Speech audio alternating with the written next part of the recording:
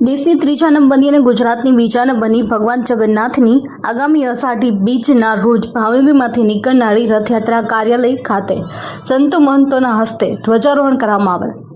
ભાવનગરમાં દર વર્ષની પરંપરા મુજબ યોજાનાર આગામી અષાઢી બીજના રોજ ભગવાન જગન્નાથજીની રથયાત્રા આ વર્ષે પણ ભાવનગરમાં નીકળશે। ત્યારે સમગ્ર દેશની ત્રીજા નંબરની અને અમદાવાદ પછી ગુજરાતમાં બીજા નંબરની ભગવાન જગન્નાથજીની રથયાત્રા ભાવનગરમાંથી નીકળશે।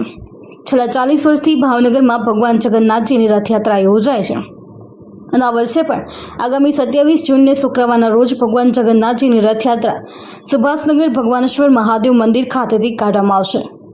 ત્યારે આ રથયાત્રાને લઈને રથયાત્રા સમિતિ દ્વારા તૈયારીઓનો પ્રારંભ કરાયો હતો। સ્વર્ગવાસી ભીખુભાઈ ભટ્ટ પ્રેરિત ભગવાન જગન્નાથજી રથયાત્રા સમિતિ દ્વારા પરંપરા મુજબ રથયાત્રાના 1 માસ પહેલા ધ્વજારોહણ તેમજ કાર્યાલયનો પ્રારંભ કરવામાં આવે છે। ત્યારે આજે તારીખ 1 જૂને રવિવારના રોજ ભાવનગર શહેરના કાળુભા રોડ સત્યનારાયણ ભગવાનના મંદિરની સામે રથયાત્રા કાર્યાલયનું ઉદ્ઘાટન સમારંભ યોજાયો હતો।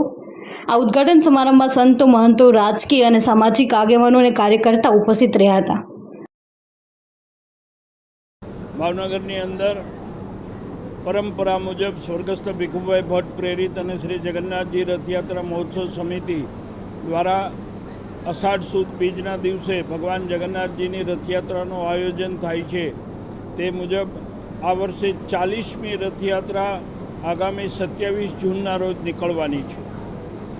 દર વર્ષે રથયાત્રા પહેલાં એની તૈયારી રૂપે 1 મહિના અગાઉ કાર્યાલયનું ઉદ્ઘાટન અને ધ્વજારોહણનો કાર્યક્રમ પરમ પૂજ્ય સંતોના વરદ હસ્તે કરવામાં આવે છે અને ત્યાં પહેલાં પણ બાકીની તૈયારીઓ શરૂ થઈ ગઈ હોય છે, પણ આજે વિધિવત રીતે કાર્યાલયનો શુભારંભ કરવામાં આવી રહ્યો છે।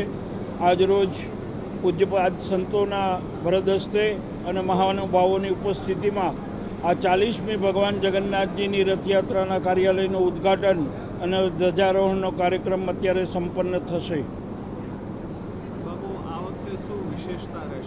આ વખતની વિશેષતામાં દર વર્ષે જે મૂર્તિઓ છે એ 12 વર્ષે એનો બદલાવ થતો હોય છે। આ વર્ષે 17મી મેના રોજ એને કલેવર કહેવામાં આવે છે। 17મી મેના રોજ આ જે આપણી પરંપરાગત રીતે 12 વર્ષ પહેલાંની જે મૂર્તિ હતી એનો આ વર્ષે બદલાવ કરવામાં આવ્યો છે અને નયનરમ્ય ભગવાનની મૂર્તિઓ એ નવી મૂર્તિઓ સાથે આ વખતની રથયાત્રામાં ભગવાન દર્શન દેવા માટે નગરચર્યાએ પધારશે।